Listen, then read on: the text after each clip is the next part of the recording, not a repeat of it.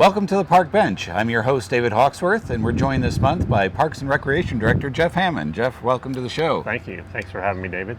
As we're taping this, we're getting our first taste of summer. Yeah. And that means Kenwood Cove is just around the corner. It is. We're preparing to open. We have our lap pool filled, 75 degrees. So getting ready for our opening day, May 28th. And that's a Saturday. We're open from May 28th through August 14th. And if you've never been to Kenwood Cove, we have a lot of amenities here for all ages, including our lap pool, which is depths from 3.5 feet to 5 feet. We have a diving well there, diving boards. We have a kiddie pool area for the young tots. And we have some pretty amazing slides that you don't see very often in this area of Kansas. We have 5 slides total that are pretty adventurous. And we have we have a wave pool area as part of our lazy river. So we have that little ripple pool, wave pool. And then lastly, we have a slide that comes off of that area we call our Action River Slide. So if you've never been here, please come visit us this summer. Again, like I said, we're opening May 28th. And our day passes are readily available and reasonably priced. We have an adult pass at $7, a child at $5, and a senior at $4. We also have memberships available if you want to come more than once, pretty reasonably priced. And we also have various different things that you can do for exercise. Water walking in the morning and evening. We have swim lessons available. We have tot time, which is in the morning for young kids, so they can come without all the other people around. And we also have lap swimming. And some events this summer we have here at the pool. We have the world's greatest swim lesson, which is a nationwide event that we participate in. It's a free swim lesson for anybody who wants to join us. It's on June 23rd. And then lastly, if you're familiar with it, we have a pooch plunge event on the last day of the season, which is August 15th. So look, come join us this summer, and you'll have a great time. All right. That sounds great. There's so much to do here. Yeah, it's a great water park, and it's great for north central Kansas. And we serve just not the community of Salina, but really the region around us. So come join us. I know there's additional information on the website. You want to talk about that a little bit? Yeah, thank you. Thank you, David. We have a website, kenwoodcove.com. That's kenwoodcove.com. You can go to that website and get all the information I just shared. You can also give us a call. Area code 785-826-7430 is our phone number. Feel free to give us a call, and we can help you out. Now I know there's certain minimum requirements as far as temperature goes and everything. Oh, yeah. On our website, we have a weather policy. Occasionally, weather does get not so good for swimming. And sometimes it can be unsafe, especially with lightning. If lightning is anticipated or coming through the area, we would have to close the water park. There are, today's 90 plus degrees, so today doesn't count, but there are times where the air temperature can get down to 73 degrees, 75 degrees. And then if the sun's not out, it makes it kind of too cold for swimming. So we do have the possibility of closing at those times. So weather permitting, what are the regular hours? Regular hours are 12:30 p.m. to 7 p.m. Monday through Saturday. And then Sunday we have 12:30 to 6 p.m. on Sunday. And then that's our normal hours. We run that from May 28th through the end of the summer.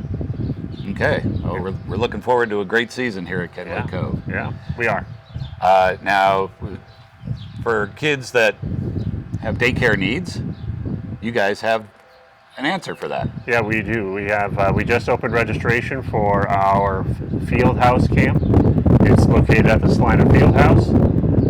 It starts the day after Memorial Day, so we don't have it on the holiday. However, the first week of camp is that May 29th. Registration is started last week, and we are taking registrations for that camp. It starts with a packet. You can pick up a packet of information at the field house or at the Salina Parks and Rec office at the City County building in downtown Salina. That packet contains all the information we need to enroll you in camp. There's some medical information there that's required because we are a licensed camp, a licensed a licensed school age camp for the state of Kansas. We start that for 8 weeks this summer. We run it Monday through Friday, except for holidays, 7:30 a.m. to 5:30 p.m. And again, I said Monday through Friday. And so we run that from 8 weeks. So that first week of May, the last week of May through the end of July. And we have lunch. We serve lunch every day as part of the camp. We have snacks. We have activities. We come to this pool as part of our field trip. We go bowling. We go to a movie. There's all kinds of activities. It's an activity-based camp. So we keep the kids pretty active, and typically they're pretty tired at the end of the day. And that's how we want it. We want them to be an activity-based camp. We want them to participate. And this is what I think is extremely affordable. Yeah. It's $100 a week, and that includes those five days a week, not including holidays. The $100 a week is you can choose which weeks you participate. So if it's an 8-week camp, you don't necessarily have to pay for all 8 weeks. You can choose which weeks you participate in case your son or daughter have another camp they want to participate. They have a baseball camp, they're going out of town, you have vacation. So it's a very flexible camp where you only have to pay for the weeks that you actually need or want.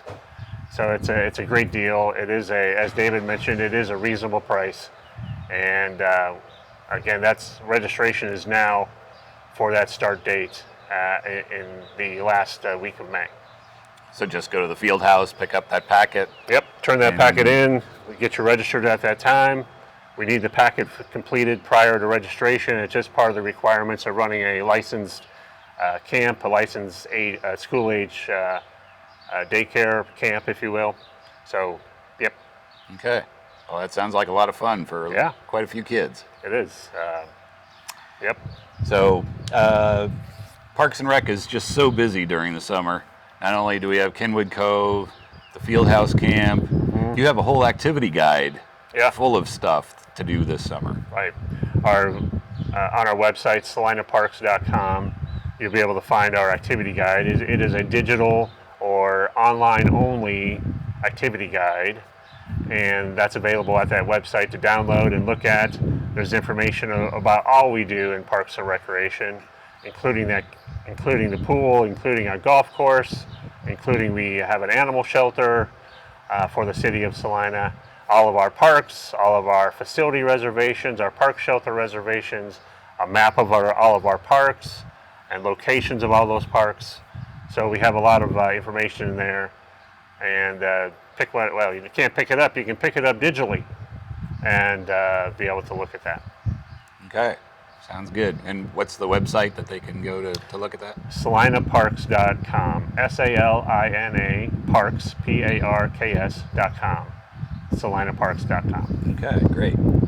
Now, speaking of parks, we have 26 parks in Salina. Many of them have shelters that you can see all around the park. And a lot of people don't know that you can actually reserve those for events like picnics, family reunions, birthday parties. Right. How do they go about reserving something like that? As David said, we have park shelters in most of our parks, if not, not all of them, but most of our park shelters. Not all of them are reservable. Some are first come, first serve for the neighborhood to use. They can stop in just like Dave and I are sitting under this gazebo at Kenwood Cove. You can just stop in and use it, share it with another person. But oftentimes people want the option of reserving a shelter and have exclusive use of that space. You can do that one of two ways. You can do that online at our website and make a reservation for any of our shelters that are available online to reserve. Or you can come into our office and make a reservation. There is a fee with those park shelters, and that's $15 an hour. But again, that reserves the space exclusively for you to use, and you would have a permit that would allow you to have a claim on that reservation, if you will, a claim on that space. and we give you a receipt. We pay for the reservation, and then we post that reservation in the shelter so other people know that you indeed have the space. We also have neighborhood centers. We have 2 neighborhood centers, Carver Center and Friendship Center. And Carver Center is at Parker Park, which, if you don't know where that's at, it's right next to the Salina Animal Shelter. Right there on 2nd Street. It's on 2nd Street, yes. And we have Friendship Center, which is at Centennial Park. And those are both reservable as well. The price on those are $22 an hour. We don't do online reservations for those parks yet at this time. Or I'm sorry, for those shelters or those neighborhood centers. We don't do those online at this point in time because there's a key. We need to give you a key, we need a deposit on the key, and you need to pay for the reservation, which is at $22 an hour. Those aren't as popular in the summer, David. You know, people Right. like to be outside, Right. But those park shelters are available. A lot of graduations coming up, a lot of graduation parties, whether they be indoor or outdoor. We have the space for you to reserve one of those opportunities. I believe even the gazebo at Jerry Ivy is reservable. The gazebo is reservable for Jerry Ivy. There's no tables and chairs in the gazebo, but it's a great picture opportunity. And that's sometimes people will get the gazebo and the shelter at the same time and be able to do family pictures or family reunion, and then enjoy lunch in the shelter as well. I've even seen weddings there. Yeah, I've seen a lot of prom pictures. I've seen a lot of weddings, a lot of family portraits. So, And I believe if you want a list of the shelters that are reservable, I think they're in the summer activity guide. they are in the summer activity guide for Parks and Recreation. Again, available at salinaparks.com. It's also available on our online catalog, which is also available at that website as well, salinaparks.com. And just look at that online catalog if you want to see what is able to be reserved. Okay. Well, geez, I can't see how anybody would be bored in Salina over the summer. We have a lot of activity. So whether it's baseball, softball, soccer, water park, golf, we have a lot to offer, and I think we play a very important role in the community. Absolutely. Jeff, thanks for your time. Really appreciate it. Thanks, David. Appreciate you having me, and I appreciate your time. And we'll see you next month on the Park Bench.